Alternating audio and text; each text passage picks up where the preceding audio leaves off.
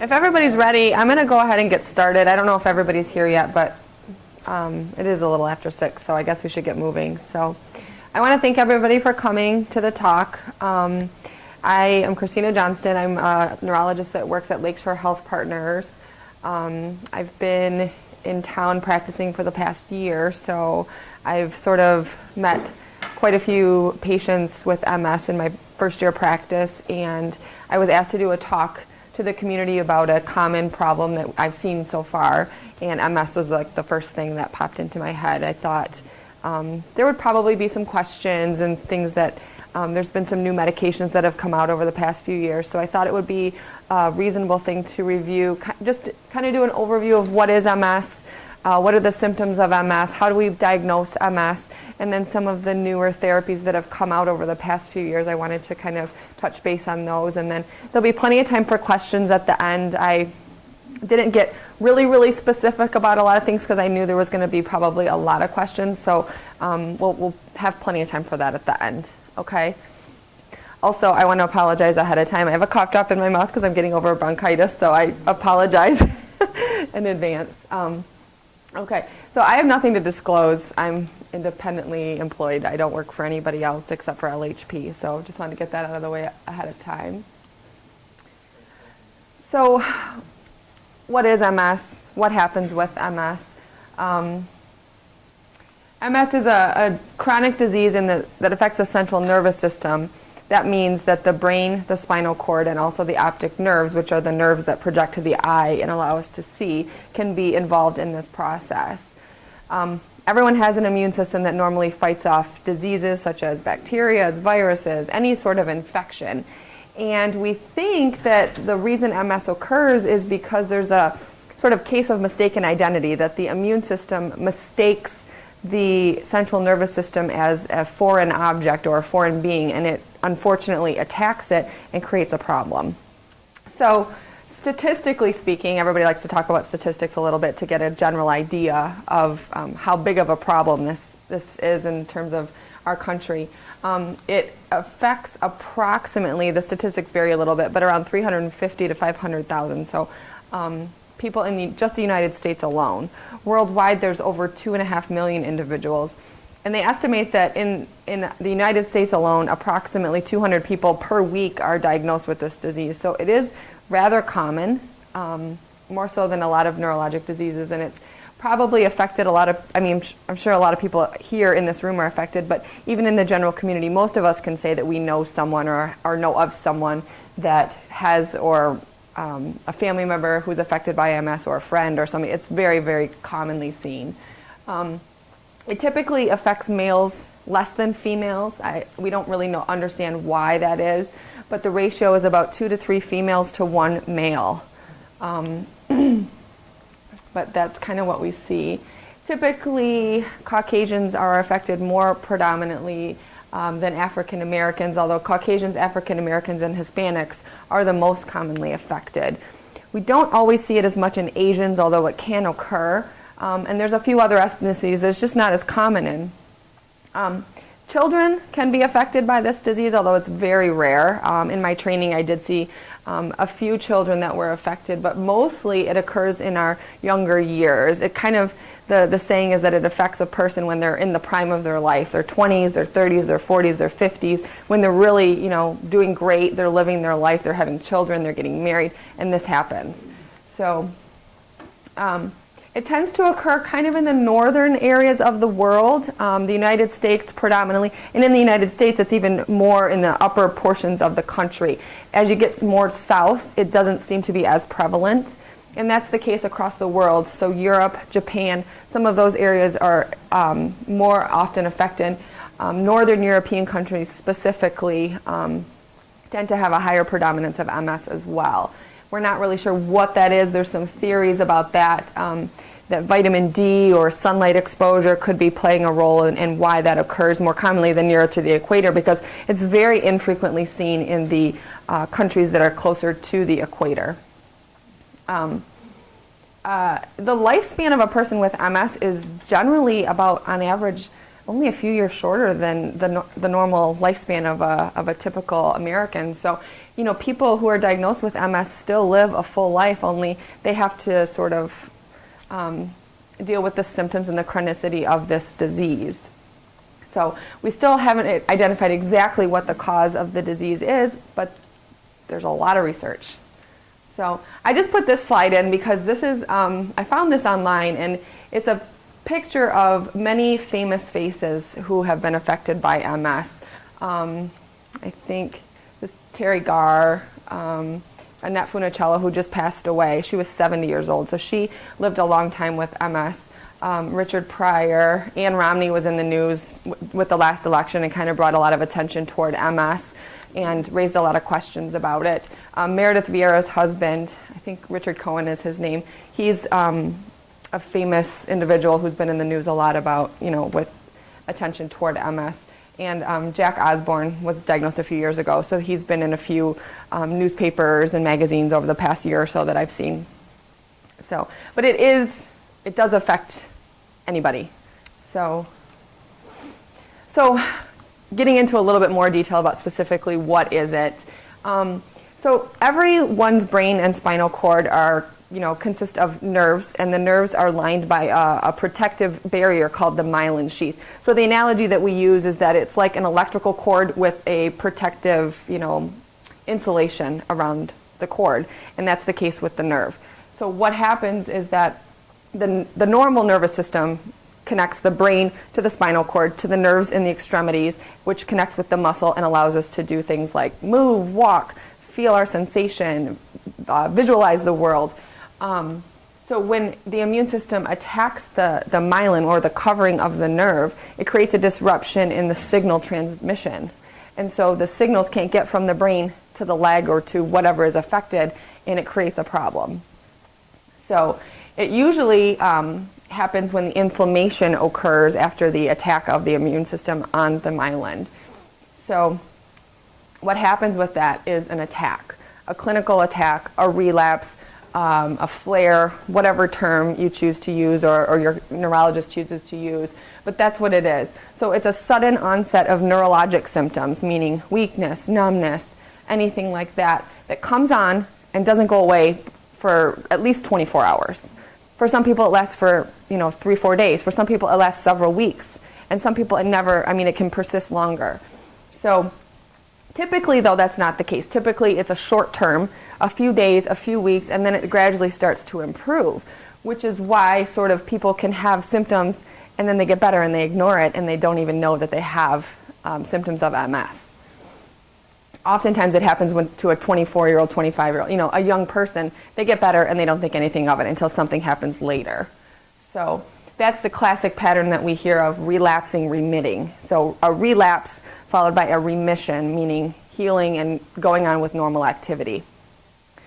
So the symptoms can come on later in life, usually in the setting of infection, if we're stressed out, if we're tired, and it's the result of the sclerosis left on the brain, or the sclerosis just means a scar.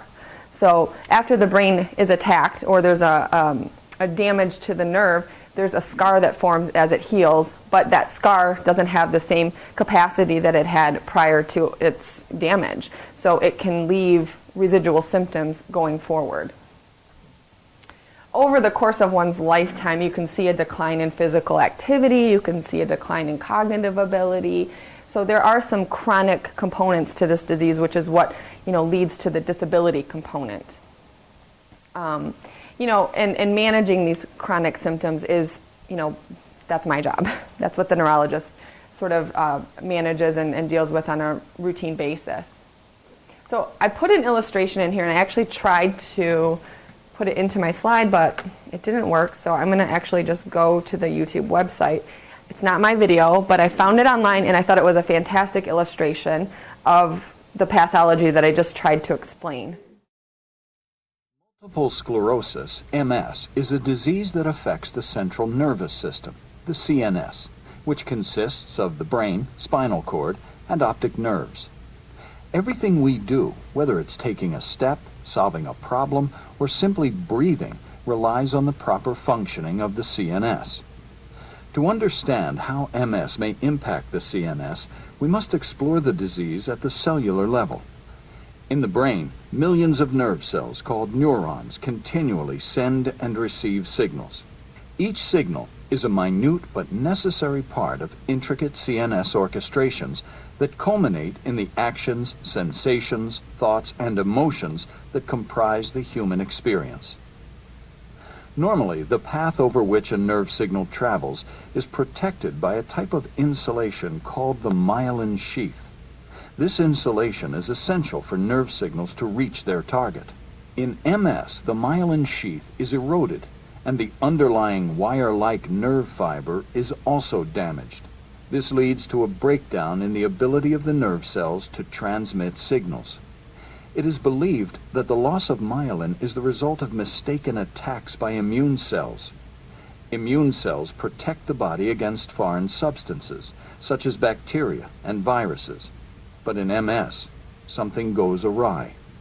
Immune cells infiltrate the brain and spinal cord, seek out the myelin, and attack. As ongoing inflammation and tissue damage occurs, nerve signals are disrupted. This causes unpredictable symptoms that can range from numbness or tingling to blindness and paralysis. These losses may be temporary or permanent. That was a really nice illustration of what I tried to explain, but obviously I can't do the video as nicely as that explained it. But I thought that was a good explanation sort of what the physiology of MS is, just so you can all understand if you weren't aware already. So again, why does it happen? We don't really know.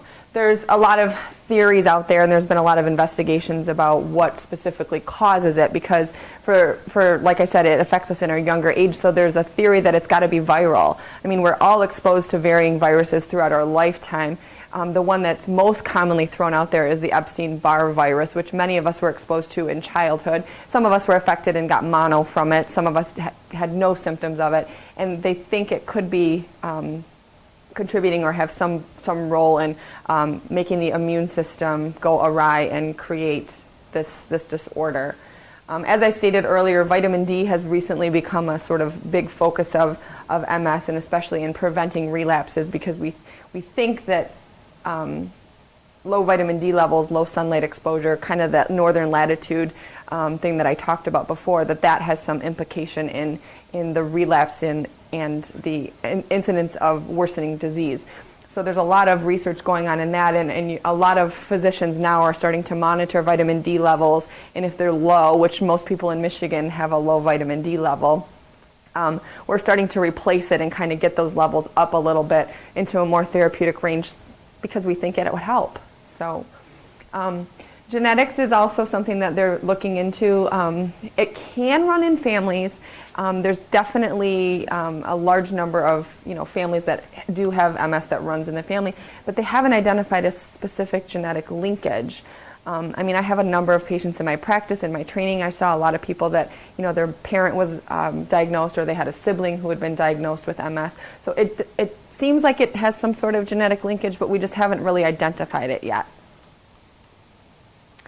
So MS is a broad diagnosis. There are 4 types of MS. The most common and the most significantly more common is the relapsing remitting multiple sclerosis. That affects about 85% of people who are affected by MS. It's clearly the most common. Much less common is a primary progressive multiple sclerosis. I'm not going to spend a lot of time on that one or any of the others, because it's not as commonly seen. But primary progressive multiple sclerosis, you don't really see the relapses. The patients who are affected by that, they get a symptom and they don't recover from it.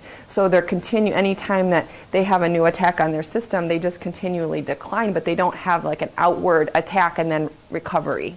So it's a little bit different, and we think it might be a little bit, the physiology of it is obviously a little different, and we haven't clearly identified that either. There really aren't any therapies for that type of MS either, and relapsing remitting multiple sclerosis does have a number of therapies. So I wanted to really focus on that type for this talk. Secondary progressive multiple sclerosis is kind of something that you see later in life in the disease process. After you've had it for a number of years, you start to sort of not have as many relapses or not as often, and things just start to quiet down, or they seem like they quiet down. But what we know about that is that in that stage, the relapses become less prominent, but the disability part seems to become more evident. So the scarring on the brain that occurred earlier in life now starts to affect us more seriously. And then progressive relapsing multiple sclerosis is very sort of rare, but it is a condition where there's a progressive component that can have relapses, but that you have a relapse, but you don't completely recover, and it's more profound than relapsing remitting. So it's a little tricky to diagnose. We don't see that one as often either. This is sort of an illustration of the types that I just described. This one at the very top here is called benign multiple sclerosis. That's, we don't see that one a whole lot. There's a very few people that have multiple sclerosis, but they completely return back to normal, and they just don't really develop disability over their lifetime. It definitely occurs. It's just not as common. And we don't tend to focus on that one as much either. Those people are usually kind of grouped in with the relapsing remitting because it is so similar. There's relapses. The disability just doesn't seem to be as profound. But you can see with this illustration, what I was trying to say is that with each relapse, there's sort of a peak in disability. The y-axis here is the disability factor. This is time. So as our lifetime goes on, there's a relapse and we get better. But if you notice, you don't completely return to baseline. So you may have a teensy bit of residual weakness or whatever your disability is. And then a few years go by and then you have another relapse. And maybe you still don't return exactly to that baseline that you were at.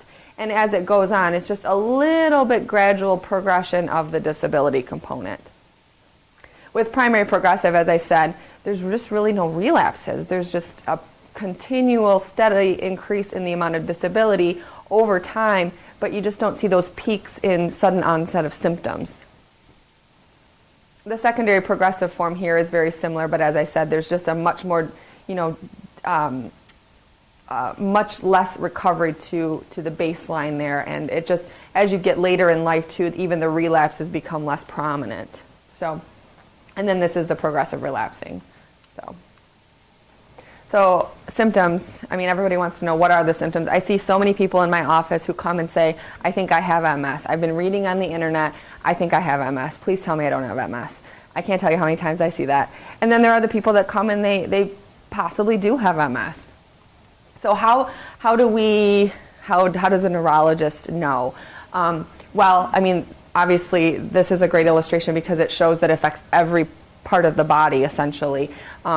Oftentimes, initial symptoms can consist of loss of vision in one eye or optic neuritis. Sudden, wake up one morning, can't see out of an eye, painful vision, gradually progresses over a few days, and then after a few weeks starts to return. That's very commonly seen as one of the initial symptoms of MS. It can vary though. Some people can have episodes of double vision or sudden imbalance. But as I said earlier in the talk, the symptoms have to be sort of consistent and last for more than 24 hours. So when people come to me and say, I woke up this morning, my leg is numb, and later in the afternoon it's back to normal, that's not MS, okay? Certainly sensation can be affected. Numbness, paresthesias, meaning tingling, burning, that type of thing. That can definitely be MS, but it's not something that you wake up with in the morning and it's better by afternoon. That's different. Weakness. Oftentimes the initial symptoms or later symptoms of a relapse are weakness that affects a limb. My arm is all of a sudden clumsier or heavier than it used to be, and it's just not getting better, and I think something's wrong. It's a profound neurologic symptom that doesn't get better, or it doesn't get better right away, okay? With the spinal cord involvement, you can see things like bowel and bladder dysfunction, urinary incontinence, urinary urgency, having to go all the time, difficulty emptying, things of that nature. It can affect our swallowing, it can affect our speech, it can affect our cognition, our focus, our mood, our energy level. Everyone who has MS, the most common complaint is fatigue. I'm tired, I have no energy, I have to take a nap every day because it wipes you out. So these are the symptoms, but it's the way the symptoms present and the duration and that really helps a neurologist to hone in on this could possibly be an MS symptom. So, as I said, when someone comes to me and they want to know, how do I know if I have MS, a neurologist is going to really, tease through the details of the history. The history to a neurologist is the most important thing because I want to know what is happening right now, but I also want to know what has happened before. I mean, what in your earlier, years have you presented with, or have you had and you ignored it because it got better and you didn't think anything of it? The timing of it, as I said, how long does it last? When did it go away? Has it ever come back? That's really, really critical to making a diagnosis. The neurologic exam is obviously very important and can only, a neurologist is probably the only one who can do it very well. It's a challenging thing to do. The imaging of the brain and spinal cord is very important. Before we had MRI, MS was much more difficult to diagnose because we didn't have specific pictures where we could see the lesion or the inflammation or the attack. Sometimes now, less commonly, we still do a spinal tap to make an analysis of the spinal fluid and see that there's evidence of inflammation. But 30 years ago, anyone who possibly had MS got a spinal tap.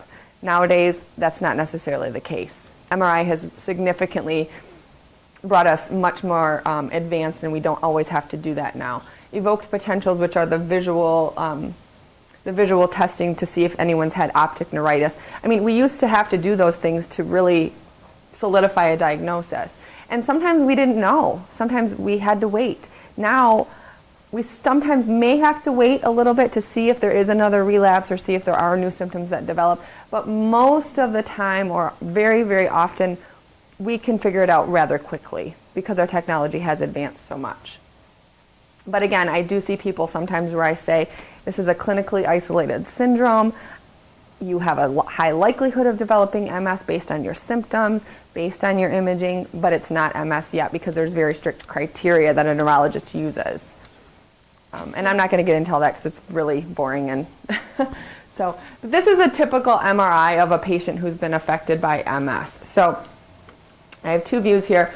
This is a sagittal image and this is an axial image of a typical MRI. So what we're seeing here is these areas here, here, here, here, sort of along the middle of the brain. These are the eyes here. This is the back of the head, the spinal cord starting to develop down here.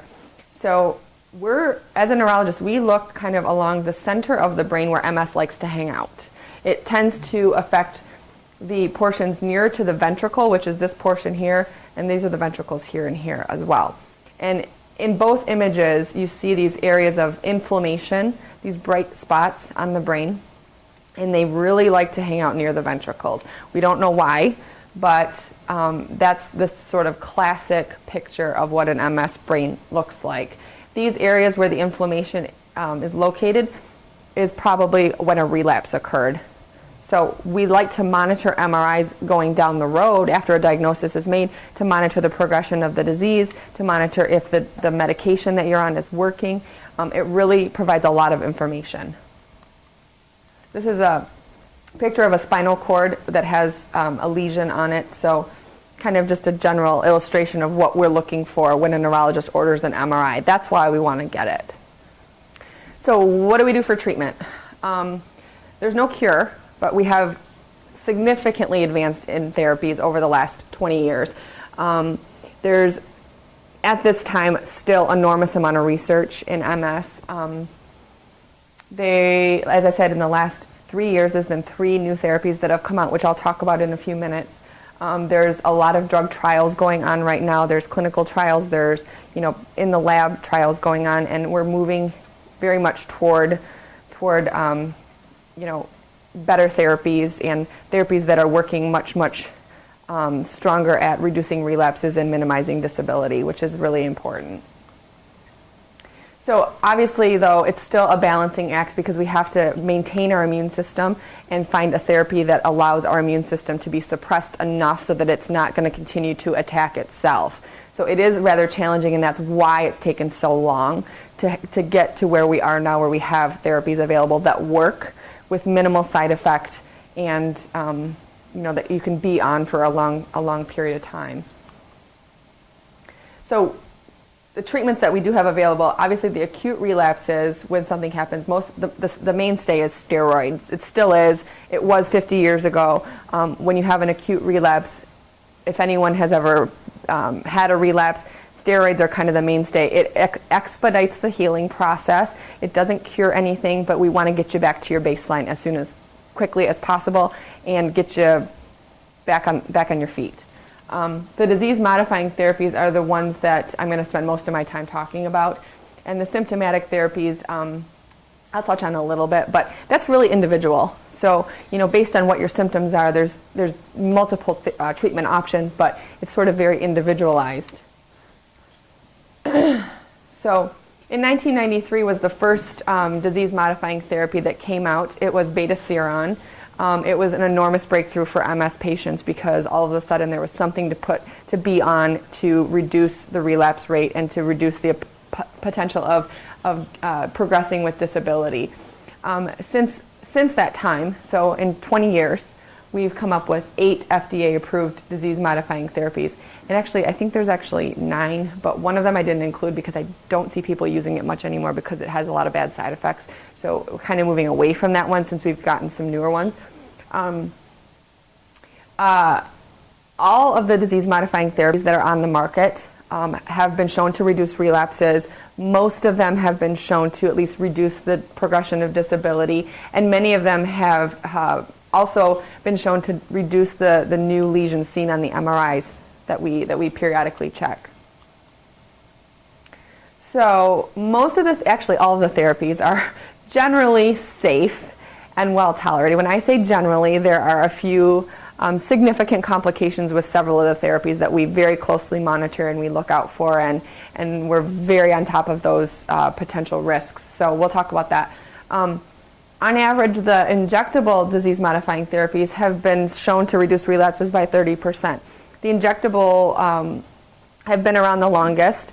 Only in the last 3 years are there pills available now. So most people who have had MS this long have been on injectable therapies of some kind. All have an anti-inflammatory effect on the immune system. So reducing inflammation, bringing the immune system down to a more manageable level, and reducing the relapses. Most of the therapies require some kind of blood monitoring. There are a few that don't require as much, but there are maintenance tests that oftentimes have to be done to ensure that it is safe to continue to be on. So the first category that I'm going to talk about are the interferons. Interferons are normally present in our immune system, and beta-seron is the first one that came out. It's also called Extavia. It's believed to suppress the movement of T cells, which are a type of immune cell, across the blood-brain barrier. So there's a wall between the blood flow and the brain cells themselves. And so the immune cells have to sort of transpose across that and invade the brain to cause the attack. So this medication was aimed at reducing that transposition of the T cells across the barrier into the brain. This is an injectable medication every other day. It's been around the longest. There's been a lot of people who were on it at first, and then since that came out, there's a few others that have come out as well in the same category. It's approved for relapsing remitting multiple sclerosis. It, as I said, reduces relapses by about 30%, so it's a pretty reasonable number. It does have the unfortunate side effect of some flu-like side effects with the injectables, but it's different for everybody, and we have wonderful nurses that we use to train our patients to help sort of minimize those unfortunate side effects. Interferon beta 1A are the Avonex and the Rebif. This is the same medication but in a different form and a little bit different dose. So Avonex is a once weekly injection. It reduces relapses, as I said, by about 30% as well. All of the interferons are about the same in terms of numbers. It's been shown to slow disability progression, which beta-seron did not, and also reduce the MRI lesions that are seen.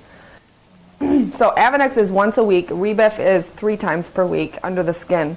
Both have flu-like side effects, unfortunately, but as I said, For most people, it's usually worse in the beginning when you're starting the therapy. As you sort of get established on the therapy, the flu-like side effects do tend to dissipate, and you sort of learn how to manage it. You pick a day that sort of works for you, that you're able to be a little under the weather and still kind of go on with your day-to-day functioning.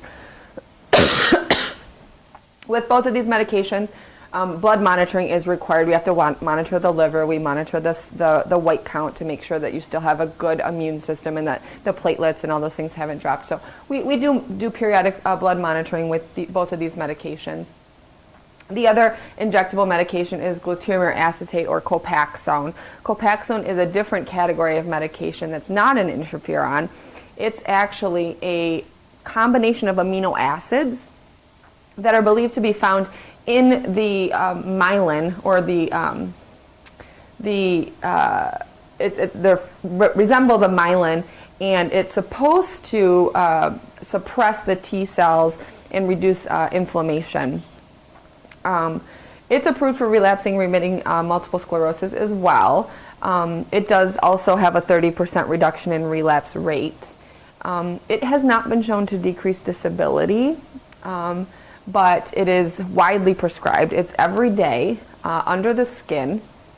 It has very minimal side effect. It has no flu-like side effect.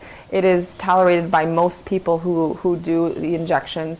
And this is the one I kind of tell people, it's like being a diabetic. You sort of just do your shot every day and you just go on with your day. So this is one that's been very widely prescribed. For women who want to have children, it's safe during pregnancy. This is the only one that has been shown to be safe for pregnancy. So for women that are in their childbearing years and affected by MS, this is one that is often used because you don't have to go off of it, you don't have to go back on it. For some of these medications, it takes several months before they reach full effectiveness. So that's a nice perk. Tysabri is a once-a-month infusion. Tysabri is a very wonderful drug.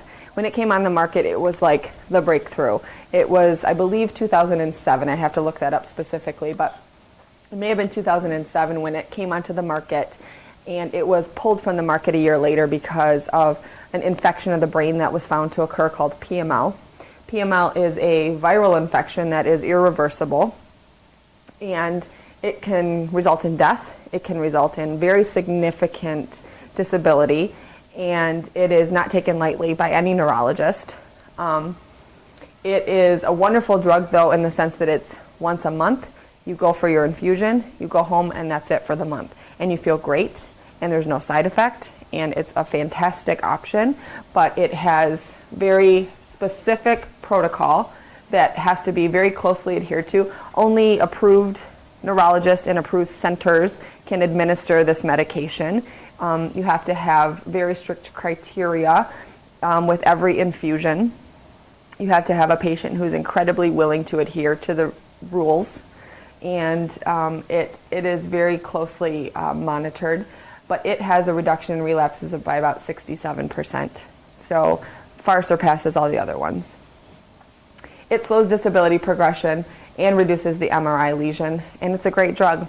But I will tell you, I've seen PML, and it's not great. It's horrible. It kills people. It is worse than MS. So that's why we don't pick this for every person with MS. This is a medication that is reserved for patients who have failed other therapies and are having progression, and we need to do something stronger. But it's a great drug. Also recommended by some doctors for if MS patients have ulcerative colitis. Yes. Because I had it, and they recommended that for me. It is used, yes. As is the case with some of these other medications that we'll talk about. So these are the new oral therapies: Gilenya, Aubagio, and Tecfidera. All pills, which is awesome. No injections anymore. So Gilenya came out in 2010. It's a once-a-day tablet. It has a reduction in relapses of about 50%. But unfortunately, this one has some unfortunate cardiac side effects that we have to really closely monitor. There have been some reports of sudden cardiac death with this medication, so we have to pick patients who have no history of cardiac problems or very minimal risk of cardiac disease. It reduces disease progression, it reduces MRI lesions.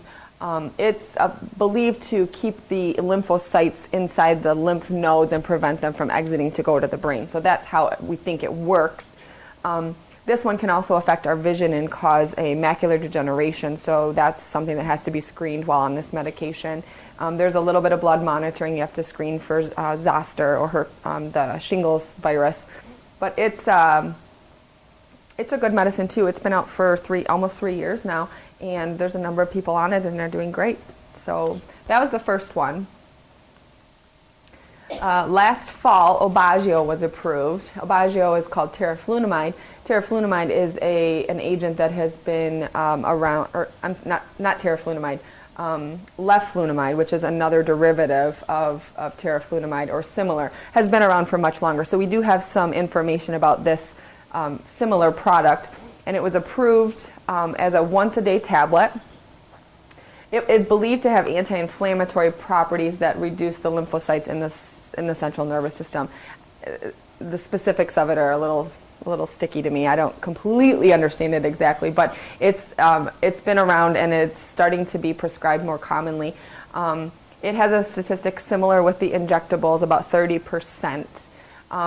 However, the big fancy statistic here is that 80% less new lesions on MRI, which is a really important factor for patients. This is a pregnancy category X, so anyone who's in the childbearing age range is probably not going to be a good candidate for this medication because it's very risky. Category X in the medical world means absolutely cannot get pregnant on this medication. Even males who could potentially impregnate their wives are supposed to be warned about this because it's been found for men also to be a problem. So we have to monitor blood pressure and we have to do a TB screen, but this is a once-a-day medication that is an option for people. If you're beyond your childbearing years and it's okay to be on something like this, then this is a great option. I'm really excited about this one also. And Tecfidera is the most recent one that just came out a few months ago. It's a twice-a-day medication. It has a little bit different mechanism of action. Predominantly works on the antioxidant pathway, which is kind of a new thing. I mean, we always hear about antioxidants, and you're supposed to drink all these antioxidant, juices and things. But there is a lot of ongoing research in this area, so there's probably going to be more drugs in the future coming out in this area.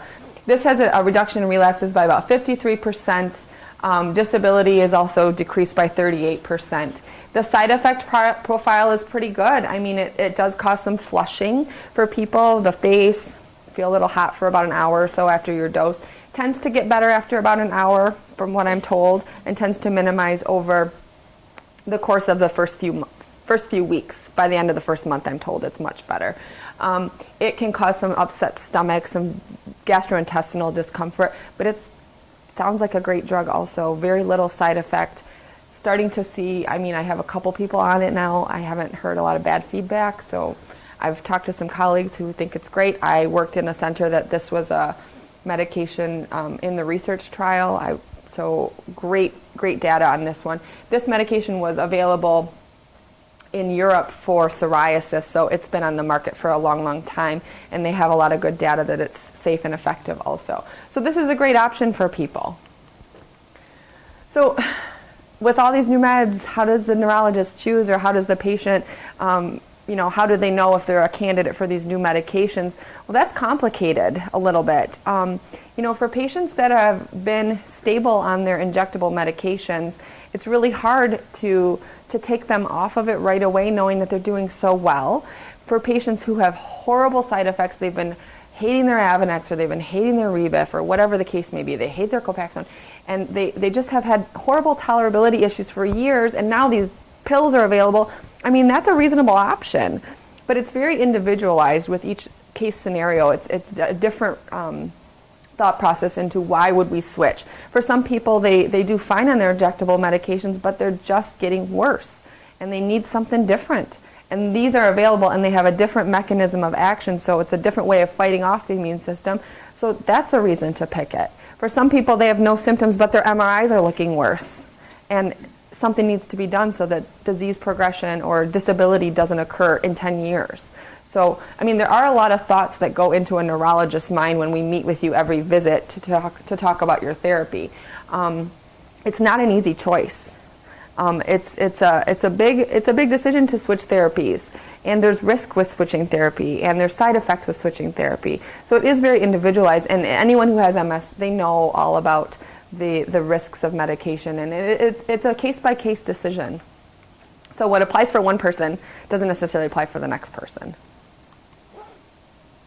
So what if you think you have MS? Or what if you know somebody that you are concerned might have MS?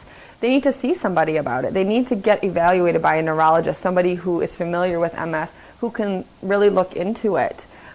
Because what we know about MS and what we've seen even before I was even born, I mean, I'm 31 years old, so I mean, this has been around for a long time. And you know, my trainers have been doing this for a long time.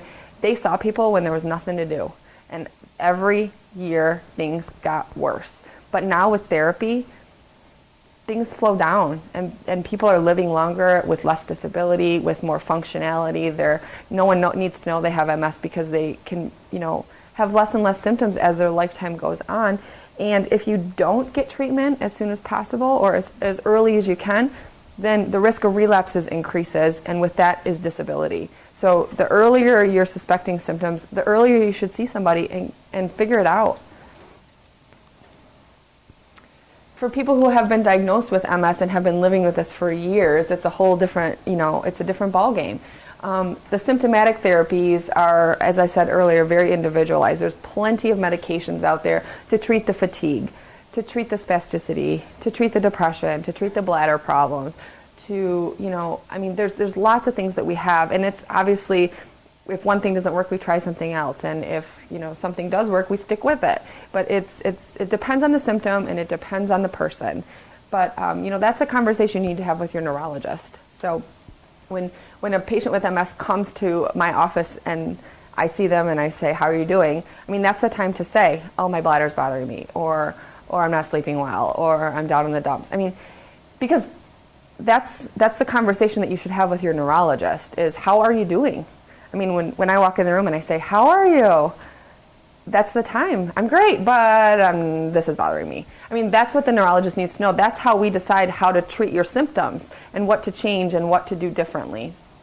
So physical therapy is a great option. Occupational therapy for people who have, different, I mean, it's different for everybody, but those are great resources too. The physical therapists in this town are awesome. They're top notch. I have so many great responses from people that have gone to physical therapy for, you know, not just MS, but we have a really great community with wonderful resources. So I try and take advantage of that for my patients, and I always make that an option. Assistive devices sometimes are very helpful for, you know, foot drop or whatever the case may be. You know, when upper extremities are spastic and it's hard to, you know, grab things or open jars, and there's things available for that. So you have to talk to your neurologist about it so that we can get you the help that you need. Living environments sometimes have to be changed. Living in a house that doesn't have a ton of stairs, you know, bathroom accommodations, things like that, so that we can minimize complications. Exercise is always, you know, I never tell someone not to exercise. I mean, there's different degrees of exercise. There's different things to do. Exercise is really important. Healthy diet, good sleep. You know, stress management's hard. Stress management is something that any doctor can preach to you and any person can preach to you. But it's, you know, I mean, every person has stress and everyone deals with it differently. But it is important because when you're more stressed, your symptoms are accentuated. And it's really important to sort of keep that under control. And if you're struggling with it, to ask for help. Support groups are great too. Support groups are wonderful in the sense that they can give you someone to listen to your struggles and to also, you know, hear what other people have gone through. It's wonderful. In some cases, it can make you a little nervous that, oh my gosh, am I going to be in a wheelchair? Because that's the most common fear of everybody. And I will tell you, it's getting better. I mean, people are doing better for longer with the advancement of medication. So I think the people that were in wheelchairs 30 years ago, if they were to have been diagnosed now, maybe wouldn't be in a wheelchair as soon or maybe not ever. it's just things have changed and things have advanced, and we definitely are making a lot of strides. So I put this slide in here. Actually, we have a handout over here with this information. So these are just some wonderful online resources. I don't know if anybody's familiar with them, but the National MS Society is a fantastic resource for helping with, disability benefits, for insurance, for work, for all sorts of questions that we face in our day-to-day routine when you're living with MS. The MS Lifelines, the MS Active Sources, those are both online resources that can answer questions, that can provide, there's a mentor, I think both of them actually, MS Lifelines and MS Active Source, have resources to talk with a mentor if you need just somebody to talk to or someone who's been there. There are those resources there. The MS Foundation and Shared Solutions is great because they help with, in questions about injectable therapies, how to make things better if you're struggling. They're wonderful nurses that can provide way more answers to your questions than probably I can even. So I use them a lot. So I don't have any more slides, and I went a little bit over. There's about 10 minutes left, but I'll stay for any questions. So I hope that wasn't too boring or too overwhelming, but okay. Thank you. The question was, I had mentioned some speech symptoms, and the question was, what would be some speech symptoms with frontal lobe lesions? Well, I suppose that's a complicated answer, as is the case with most neurology. Frontal lobe lesions, if they involve the motor pathway, can affect, the mechanics of the mouth, so can make you have a more dysarthric or more of a slur to your speech. It can affect the throat, so it can have more of a dysphonic or sound kind of like, I don't know how to explain that very well, but it can make your speech sound a little thicker because the vocal cords and the throat doesn't move as nice and easy as it used to. So that would be the most obvious thing I would think of. So the question was, in the video presentation, there was a comment about how the pathway or the pathophysiology of MS is that it attacks the myelin, but also that it attacks the nerve fiber itself, meaning the axon. And that is true. What we've learned about MS with MRI is that when the myelin is damaged, the axon beneath it can start to wither away because we don't know why that happens, but probably because it isn't protected as well. And so the signal isn't being transducted as well, and the nerve starts to die off a little bit. And we know that because on MRI, we see these black holes, is what they're called, but they're holes in the brain that occur almost, I want to say it's like a stroke, but it's not a stroke. It's completely different etiology, but it's a hole where the nerve itself has basically sort of deteriorated. And we didn't really know that until MRI. So the theory has changed a little bit. And that's where we think the disability long-term comes from, is when those black holes or the axon itself is started to be disintegrated or affected, is when the secondary progressive disease comes in. We've only learned that over the past 20 years. But so do you see these black holes on the MRI? Is it with or without contrast? It's without contrast. It's actually on the T1 sequences, which MRI has many sequences that we look at. And when we're looking for active inflammation, we always look at the flare sequence or the T2 flare sequence. Those were the sequences I showed in the images during this presentation. But there also is a sequence called T1, and that does demonstrate the black holes. So we don't see it in early MS. We see it in later MS. So, but yes, that's a wonderful question, because we didn't know that for a long time. The question for everybody is, does the number of lesions on the MRI correlate with the number of relapses or the number or the severity of disability, I guess? The answer is no. There are MRIs that look horrible, like the one I just showed you. I have no idea who that patient was. I just picked that picture because I thought it was a good illustration. But MRI can be horribly deceiving and look horrible like that and have very few clinical symptoms, okay? The opposite case can occur where the brain doesn't really look that bad, but the location of the lesion can be in the specific, precise location that it leaves you with a lot of disability. So patients who have brainstem or spinal cord lesions, and not a lot in the outer portions of the brain, can have a lot of disability and look really bad, and their brain doesn't look that bad. So it doesn't always correlate. But the reason we monitor MRI is because we want to see, is there any new lesions that have had some sort of clinical correlation? Because there is a silent component to MS, because every new lesion doesn't always have a symptom. So, not in my training or not in my career time. I guess I should repeat, did everybody hear that question? Can we use combination therapy to improve the immune system fight against MS? The answer is no, we don't do that. And the reason is because, for example, in the Tysabri trial, those patients that developed PML were also on other therapies. Some of them had been on Avonex, okay? And some of them had been on other chemotherapy drugs for other conditions. And we think that that significantly increases the risk of infection. And so we're incredibly leery of exposing people to too many infections, because brain infections are very serious. So we don't take that lightly. And most of the studies are compared against placebo. There's very few trials that compare head-to-head against another product, but they do not allow people to be in studies with combination therapy for that reason, because of the risk of infection. So it's a logical thought, and a lot of people have discussed that, but in my training and in my career, and even I think in the 20 years that they've been available, people are just not doing that. I mean, I've not seen that anywhere. So, and in fact, sometimes when we take people off of medication and we switch to something different, we give them a little bit of a washout period, meaning some time to get that drug out of their system, so that that is not a risk. Exercise. It's great.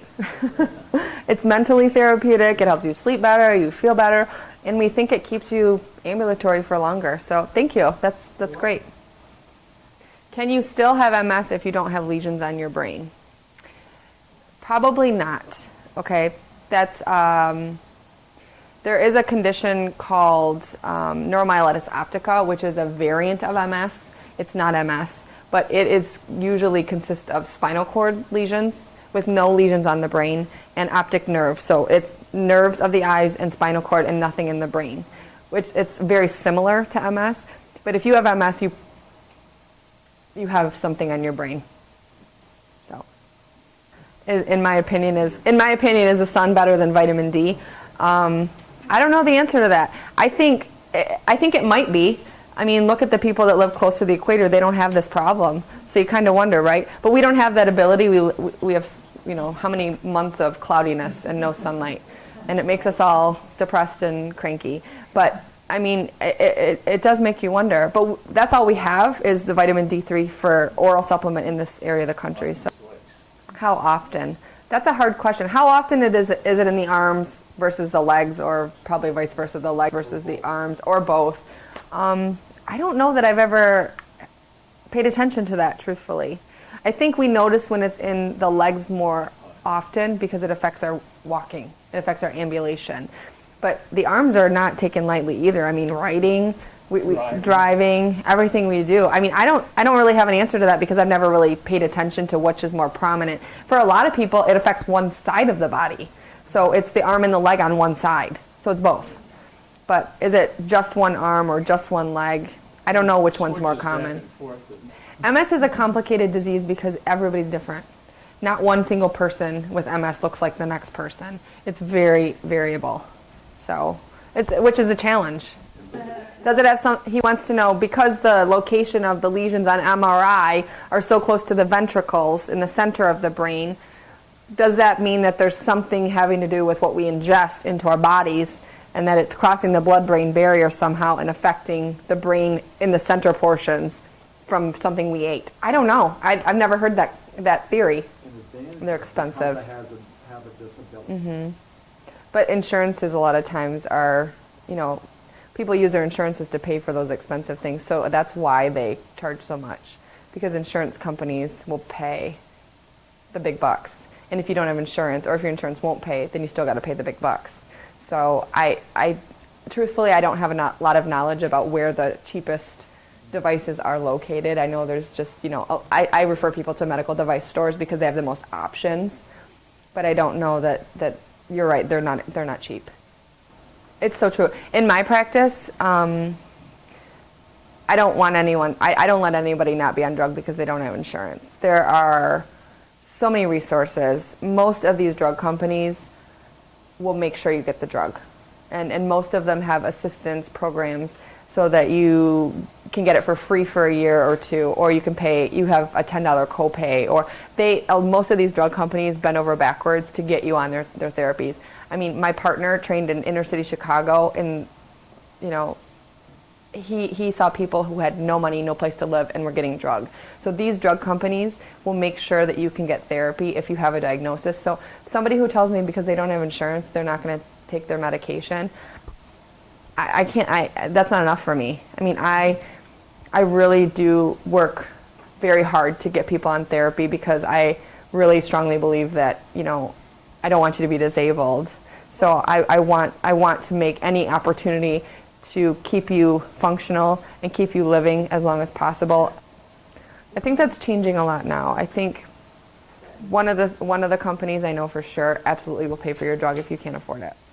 And in fact, actually 2 of the companies I know will. Yes, people with the injectables, yes. Since the orals have come available, I mean, I've only been here for a year, okay? So I've assumed a lot of people who have been in this community and had a diagnosis and, maybe they're just looking for a new neurologist. So yes, people that have had a long-term diagnosis and hated the injectables and couldn't deal with it, those people have been off of drug. I've tried to get them back on therapies. I really have, because especially if they're coming in and they're already using a cane, or they're already having, something going on, or they're having relapses and they're still, I mean, the biggest thing is clinically, how are they doing? If they're not having relapses anymore and they're stable, or they're maybe progressing a little bit, that's going to be a different situation because these medications are approved for relapsing forms. So on paper, that is something we have to be careful about, because if you're not having relapses anymore, it may not be covered. So these therapies are only studied in relapsing remitting cases. They're not studied in primary progressive. They're not studied in secondary progressive. So that's a little bit of an individualized case as well. But yes, if people have been off of the injectables, I am trying to get them back on these newer therapies. Thank you so much, everyone. Okay.